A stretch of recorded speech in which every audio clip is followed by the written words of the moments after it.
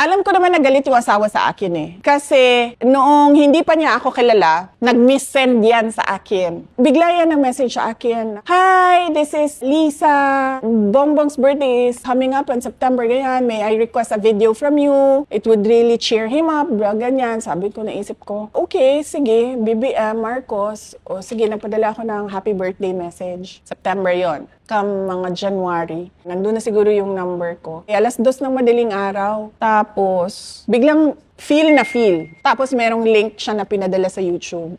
Alas 2 ng madaling araw, Lisa Marcos, feel na feel. Tapos naisip ko, baka lasing to kasi alas 2 ng madaling araw eh. Pag open ko nung link, nagsispeech ako sa Tapang at Malasakit. Nung taon na nanalo si PRD, tapos binuo namin yung Tapang at Malasakit. Tapos hindi ko siya sinagot kasi alam kong miss-send siya. Diba? Kasi hindi naman tayo magkaibigan eh. Hindi tayo magkakilala. Tapos sasabihin mo, feel na feel. Tapos link. So, hindi ko na pinansin. Tapos, mga 1-2 days after, chinek ko yung kanyang message. Dinilit niya. 2. So, sabi ko, tama nga.